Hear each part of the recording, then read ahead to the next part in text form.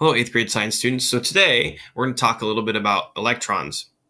So far, we've talked a little bit about the protons being the number of that identifies an element, and we've talked a little bit about the neutrons that they have, and the electrons, which go around the nucleus, which includes the protons and neutrons, are also important, and that's really where the chemistry happens. So to start you guys off, each row we can think of as an electron shell. And the number of electrons in that row is going to be equal to the number of elements in that row. So hydrogen and helium, that means there's 2 electrons in the first shell. In the second row, or the second period, there are 8 elements. So there's 8 electrons in that shell. Now, they still have the first shell, which means that they have the 2 electrons from shell number 1 and the 8 electrons from shell number 2, which is how neon can have 10. Okay, the third period or row also has 8. The next one down, if we count them all, now there's 18. So we have to include those transition metals. Next row, also 18. Next 2 rows include the lanthanides and the actinides series down at the bottom.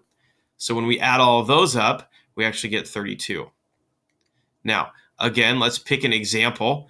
So sulfur has the 2 electrons in the first shell, the 8 electrons in the second shell, which is equal to 10, and then 1, 2, 3, 4, 5, 6 more electrons in that third shell. Now, those shells are broken down into things called orbitals, which are smaller groups of electrons. We're not going to be talking a lot about those in our 8th grade science class, but it is something to look forward to in chemistry once you get into high school. Okay, so now that's kind of nice, but there's also this other big idea in chemistry called valence electrons. That's the number of electrons in the outermost shell.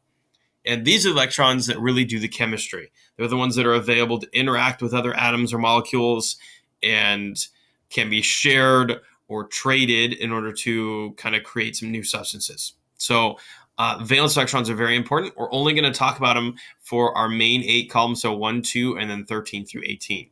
So the first column, only 1 electron available, right? So we have 1 E minus or 1 electron for that one. We're going to label those at the bottom of the table because we've already labeled a bunch of stuff on the top.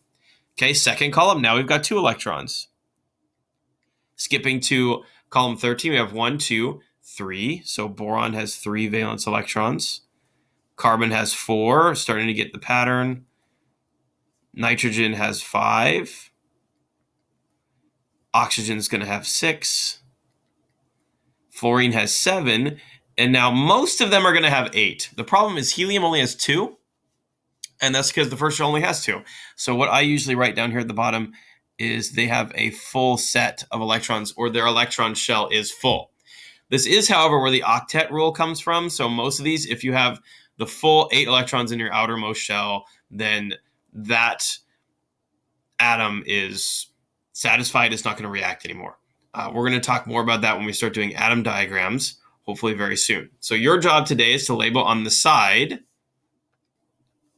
the electron shells.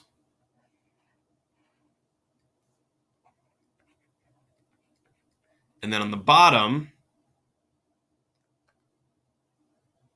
I guess we're going to alternate colors here. On the bottom, this is the number of valence electrons. So you can't necessarily do those labels I did on the side. You could sneak them in around somewhere on your periodic table. Those are the 2 key things I want you to get from today. So now, one more example. So if I asked for what shell are the outermost electrons in for fluorine, you'd say it's shell number 2, because that's the period that it's in. If I ask for the number of valence electrons, you can just look at your label, which is 7, or you can count over the column. So 1, 2, 3, 4, 5, 6, 7 valence electrons for fluorine.